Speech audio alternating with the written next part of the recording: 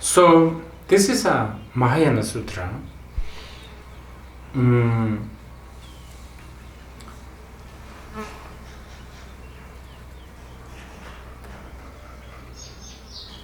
When we talk about Maha, I think the word Maha has the connotation of sort of grand, vast, big, anyway.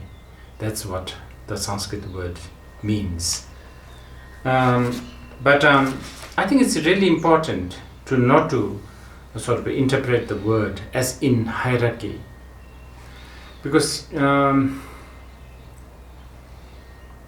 we are not really talking about as if this is a better or a quicker or a grander, that kind of. It's a really in one way, okay.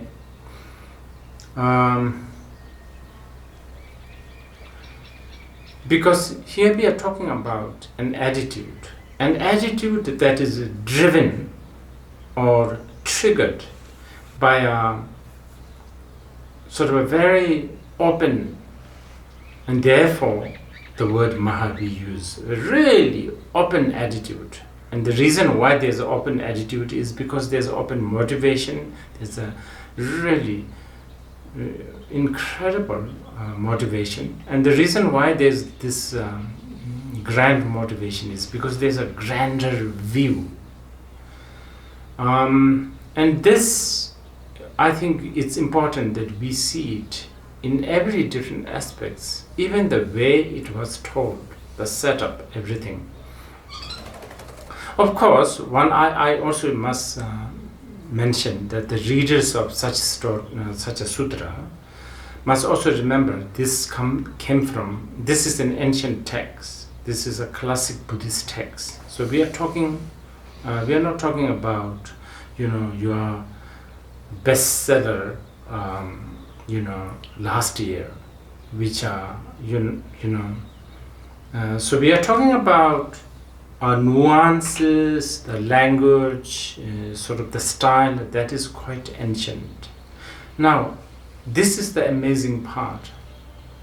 That even though it is so ancient, and we are talking about 2,500 years, even if it is just 500 years, it's quite mind-boggling how people at that time really think in a most, most open and most progressive, if you like, way. I mean, we have, in many ways, we have become so backward, especially when it comes to sort of inner, sort of more inward thinking.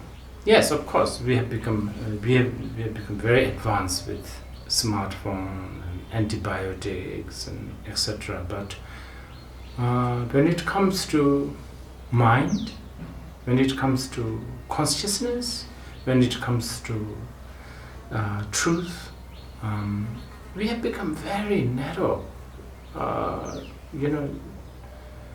So again, here I really request you, implore you to really look at this text in a really open-minded, and keep in mind that this the nuances are ancient Indian. So when you read such texts, don't easily sort of make some sort of a conclusion that this is some sort of a fairy tales or like overly poetic, etc.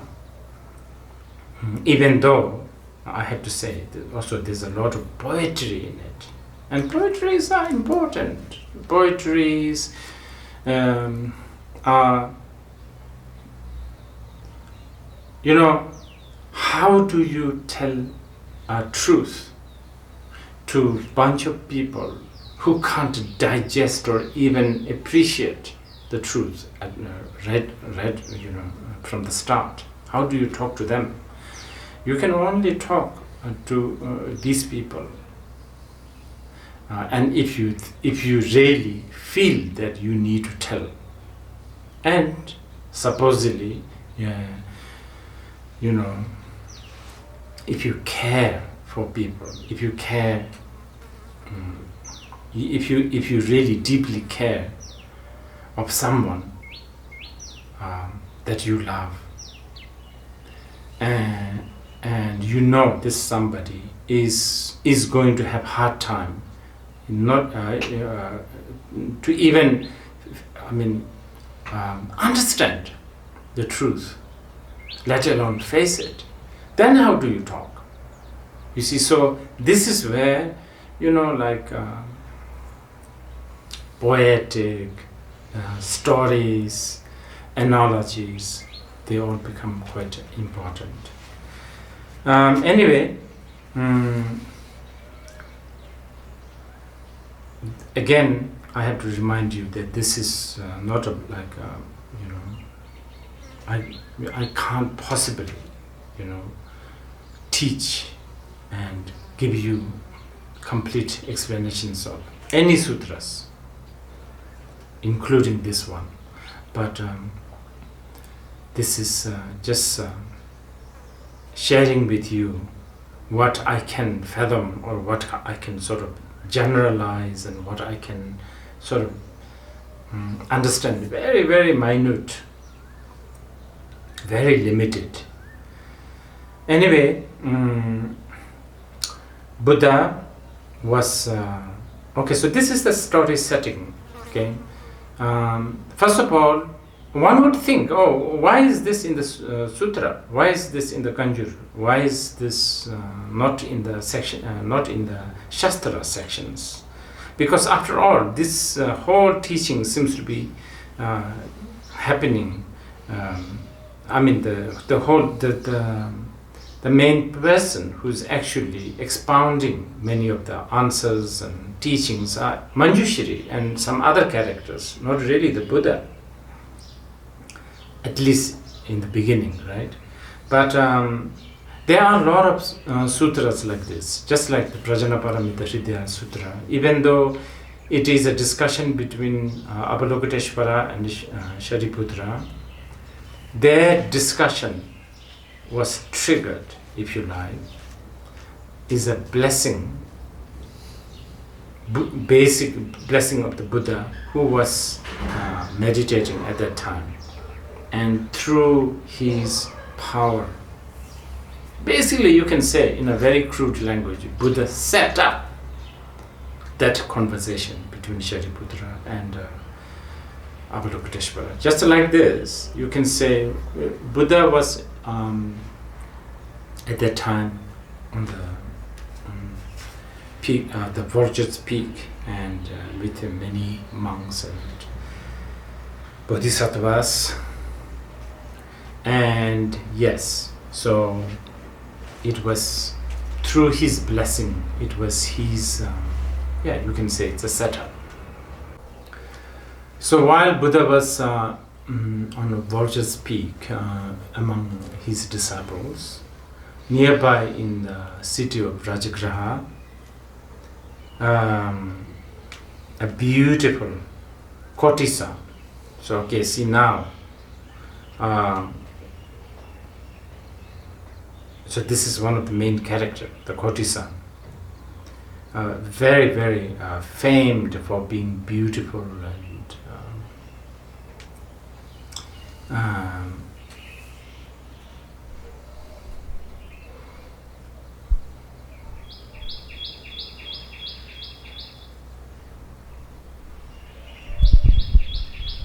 because of her virtue and merit in the past life, she was very magnificent.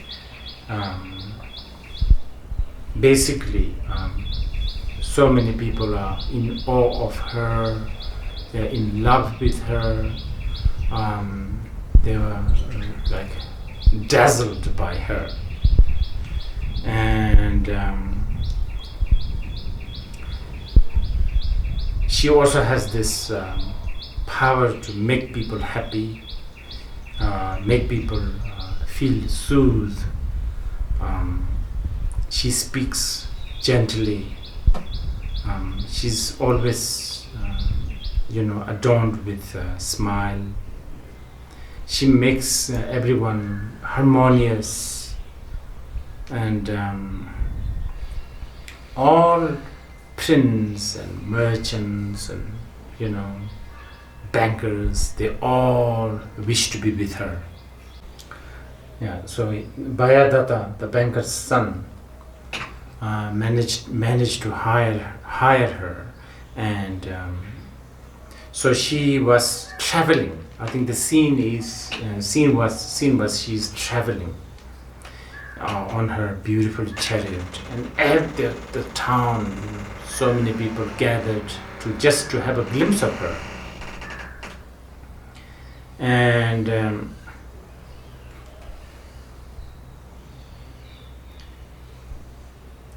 around that time, Manjuśrī was just finishing doing his meditation.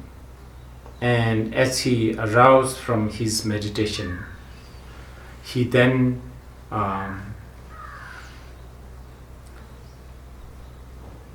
contemplate and thought, okay, who should he benefit today?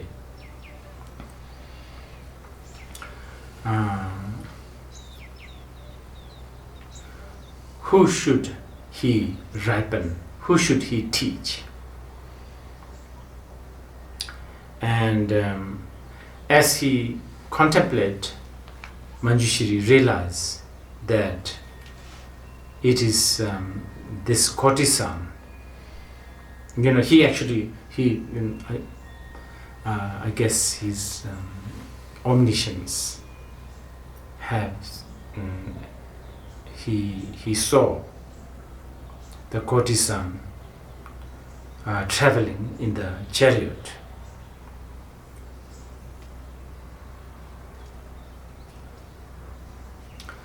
And then, now this is a really important. This is as he look at the throughout the 3,000 world, who need to be tamed, who need to be liberated, who need to be taught, who shall Manjuśrī benefit today. He realized that the courtesan's time has ripened.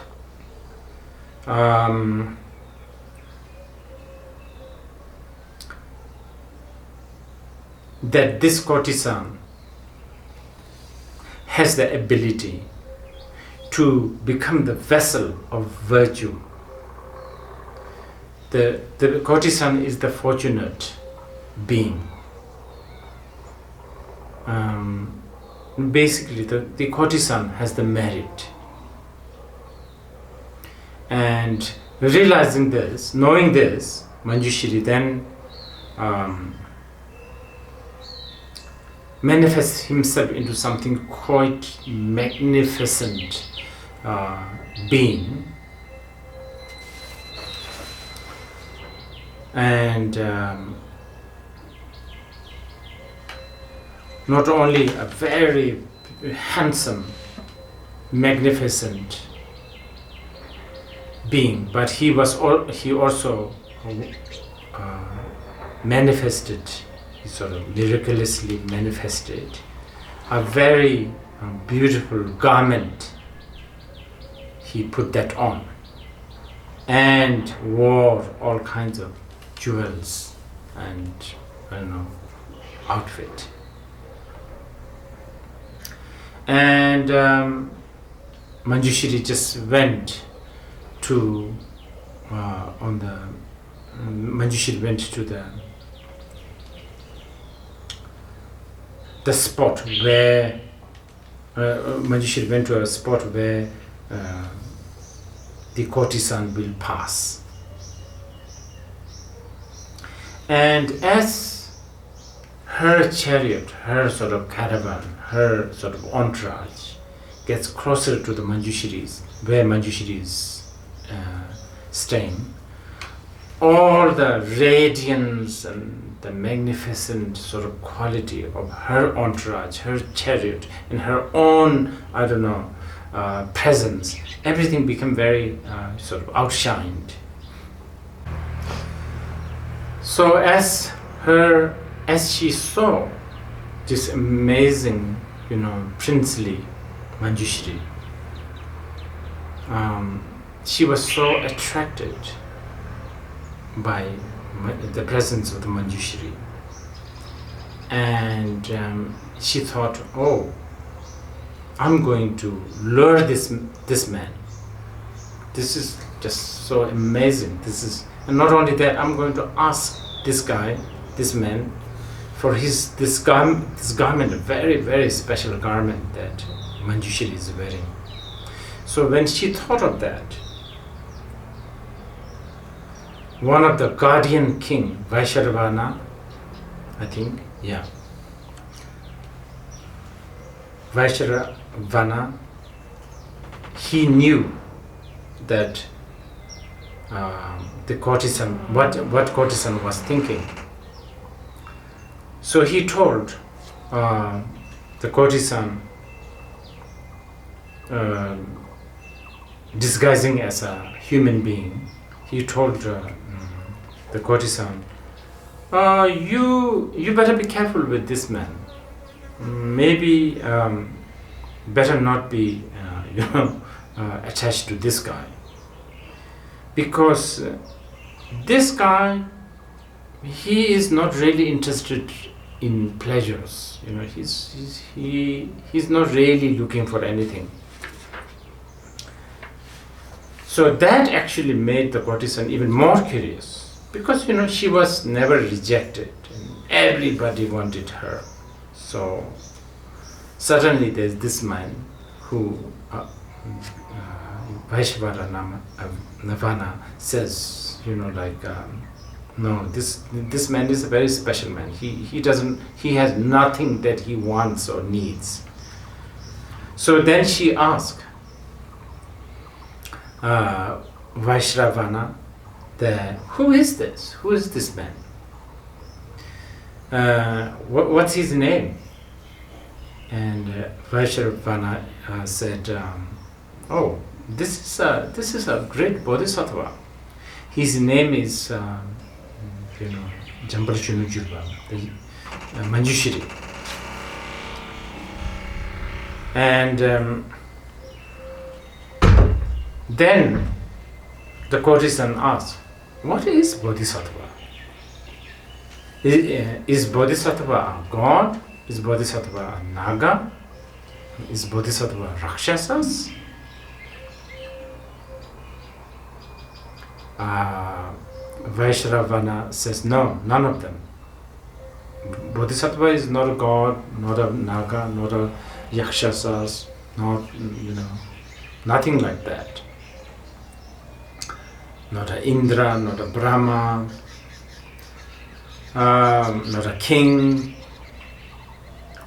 Bodhisattva is somebody who fulfills the wishes of sentient beings. That's why they are considered bodhisattva. Whatever you give, whatever you ask, they give. There's nothing that the bodhisattvas don't give. At that point, the girl thought, then for sure, he will give me that garment, because she really wanted that garment. So she dismounted the chariot and she approached Manjuśrī and asked for the garment. And in reply, Manjuśrī said, yeah, fine, only, but one condition, only if you enter to the body, if you, I guess, only if you become the bodhisattva, or if you enter into the path of the body. Now this is, if you do that, I will give you my garment. Then she asked, oh, okay, what is body anyway? What is body? What do I have to do? What is body? Then Manjuśrī, looking at her, and said, you are body. So see, This is what I was trying to tell you. The story, the setup, or the dialogue. This is just such a, and then also the character. Here we have created a character, a courtesan, right? Sort of a epitome or a character that represents sort of the epitome of the desire realm, like a sensory, sensual pleasure, desire, courtesan, music, chariot, the wealth, and this beautiful lady who is wanted by everyone. But at the same time, the courtesan also has, in many societies, and I'm sure, during that time in India, still today, in many societies, our courtesans are a little bit looked down, prostitute, looked down, not like your, what do you call it,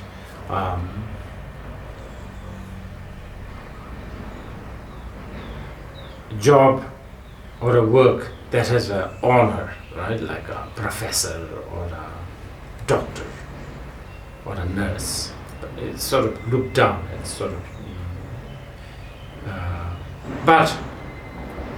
and that's important here. That's really important because, and this being the girl, this beautiful girl, a courtesan, and she, at first, wanting to, to put it very crudely, date with the Manjuśrī. Not only that, she wants to actually have the garment, this beautiful garment. So she approaches Manjuśrī, and Manjuśrī also says, yeah, I will give you, but only if you enter to the path of the body. And what is path of the body? She asks. And there actually Manjuśrī briefly explains what is the body, and this is one of the most quintessential teaching. I mean,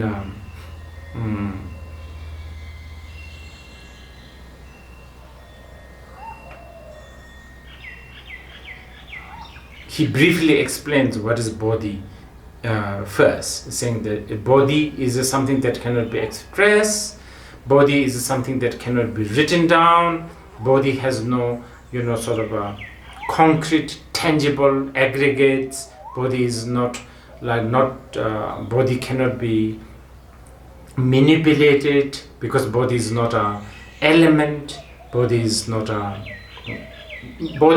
to do with the subject and object, so on and so forth. And then lastly Manjuśrī says, but body is you are the body.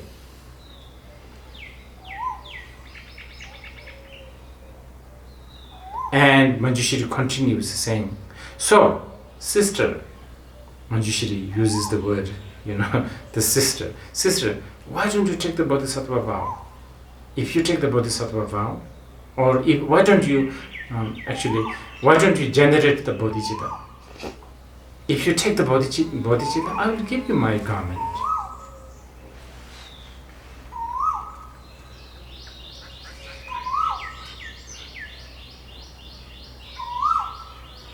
And then the courtesan sort of was puzzled and said, well, I don't really understand what you are talking about. So she asked, how come I have the body, or I am body? And then Manjuśrī's answer is, there is a great Tathagata, an enlightened being. Sister, there is a Tathagata, enlightened being, whose name is Shakyamuni, at the moment alive. And he said, Tathagata said, that equality of the form,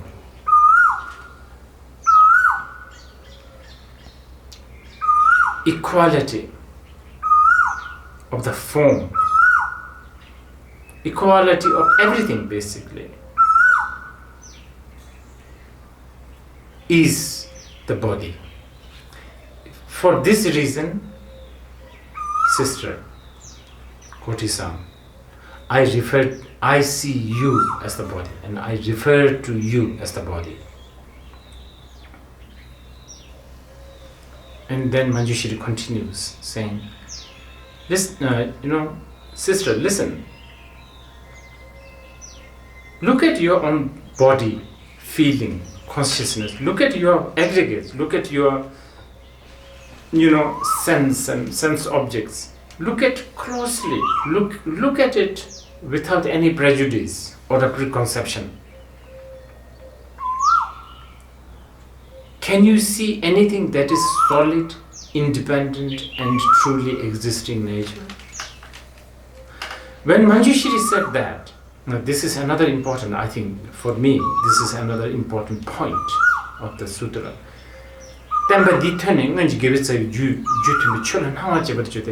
When she heard that, this phrase, this sentence,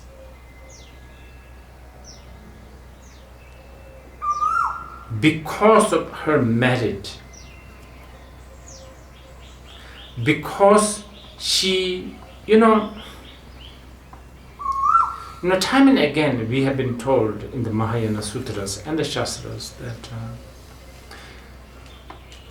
the truth of the non-duality really, you can only someone who has the affinity with it, who has the karmic link with it, basically who has a merit to hear the word of non-duality, only they will understand. Time and again we have been told. So see, this is the point here. It's not like just intellectual, like by reading too many books, by debating many hours, by questioning many questions, that you will understand the non-duality or the equality in this case. See, here the Koti-san, because she has the merit, she has the ability, she has the knack, if you like, she has the feel for the non-duality, she got so interested with this subject. She got so inspired and interested and curious. And then the big discussions, which is basically the sort of the contents of this sutra began. Okay? And then there's a big going back and forth between the Koti-san and the Manjushri. Each time Manjushri asks really questions like, what do you think?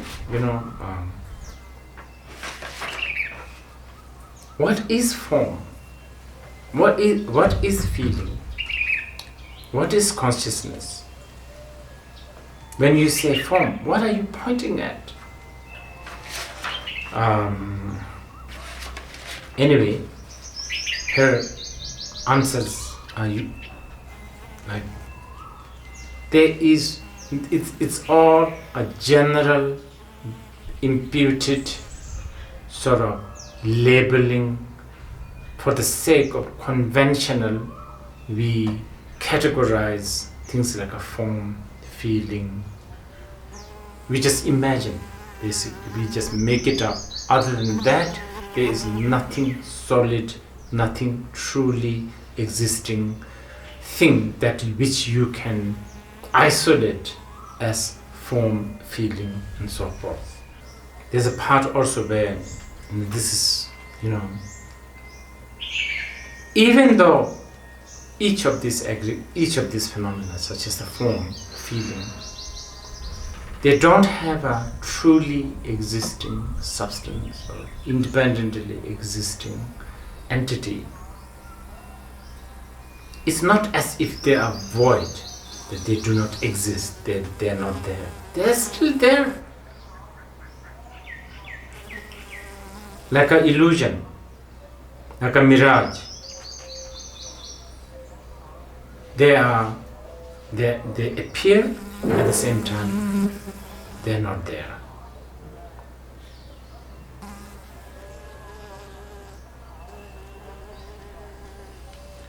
And not only that, not only the form and feeling and so on and so forth, even the very concept of the body is like a mirage, like an illusion. And for this reason, Manjuśrī is saying, sister, I call you, you are body. And then there's a lengthy discussions about the notion of self. What is self? You know, obviously that's an important one, isn't it? Self. Me. Mine. You know, the self. Myself. What is that?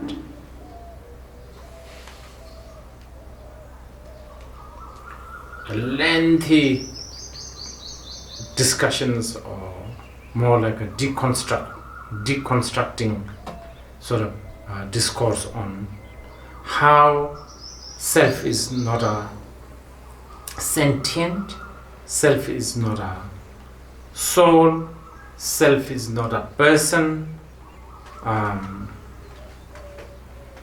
Basically, there is no truly existing entity or a substance that you can call it as self. But as an illusion, as a mirage, as an imputed sort of hallucination, there is notion of self. That which we cling and that which produces hope, fear, all of that. And you know, the deconstruction, or what do you call it, analysis, the method, you know, the conversation between the courtesan and the Manjuśrī is really in-depth. I mean, for instance, like this one, you know, the self, and when we talk about a self, we then also talk about like sense and sense objects, like eyes, ears, nose, which plays a very important part in our whatever psychological world. But if you look into it, this eye consciousness, ear consciousness, all these sense and sense objects, they are not male, they are not female. Gender is discussed here. What is gender? So this is what I was saying. If you can recall, this text taught, or I mean, this is a discussion that happened, 2,000 years ago, and already, they were this progressive. When today we are still not only, maybe not talking enough or talking about gender, but completely falling into an extreme of its existence or its non-existence.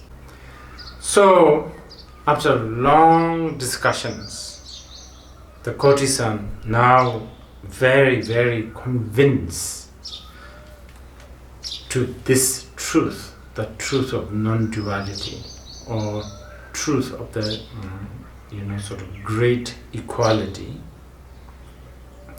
She had so much joy and happiness and devotion and humility, and with that she prostrated to Manjuśrī. She bowed towards Manjuśrī's feet and took refuge to the Buddha, Dharma and the Sangha, and generate the bodhicitta mind,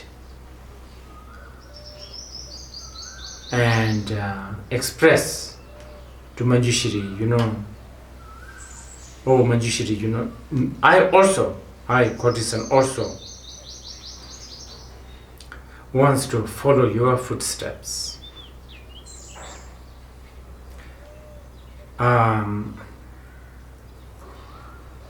I also want to generate love and care and compassion towards sentient beings. And I just picked this up because I feel this is also really one of the most important point.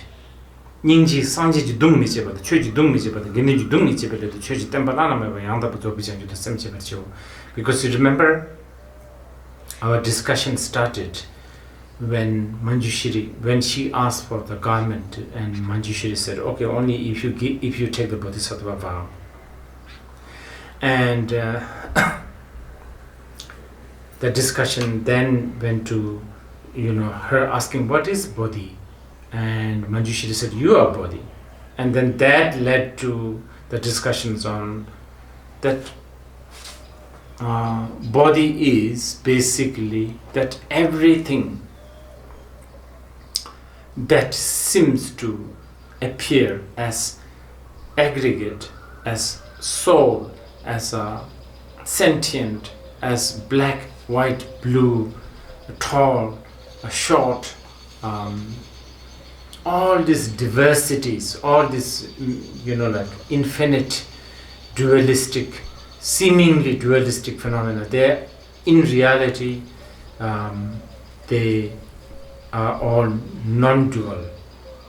Okay, and that is the body, right?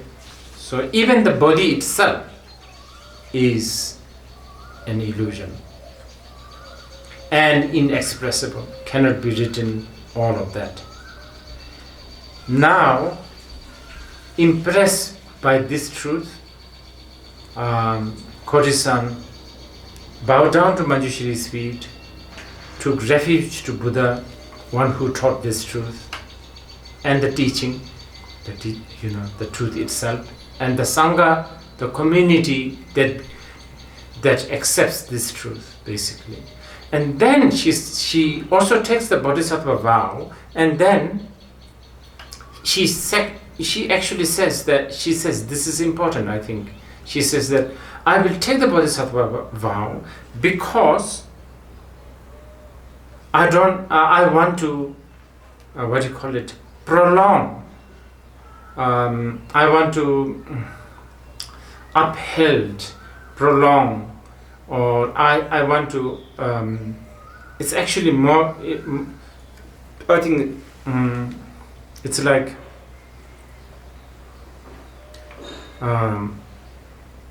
let's say there's a very important family lineage, right? Family, the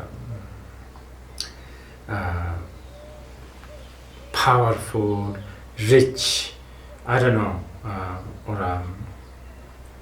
or maybe like a royal family, like a king and a queen, royal family. Now, if there's no children, then there's no more that heritage. There's no more lineage, so to speak, right? So, this is so, I think this is so profound, because what she's saying that, she's now so convinced about this body, and but in order so that the heir of the Buddha, heir of the Dharma, heir of the Sangha continues, so that the lineage, the family tree will carry on. The family of the Buddha, Dharma and the Sangha will carry on. For that, she wants to take the Bodhisattva vow. She wants to generate the bodhicitta.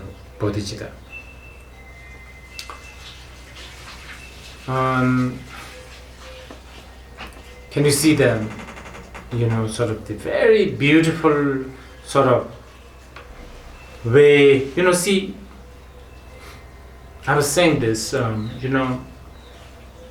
So here you are, you are talking about non-duality. No being, no body, not as we think.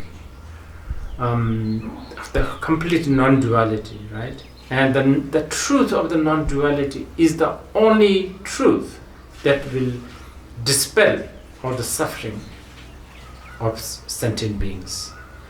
Now, see, there is that sort of the paradoxy, so to speak, if you like. So, there is the illusion of pain and the anxiety and the suffering, and that bothers all of us. We need to awake from it, and only way to awake from this is to keeping the air of the lineage of the heritage of the Buddha Dharma and the Sangha.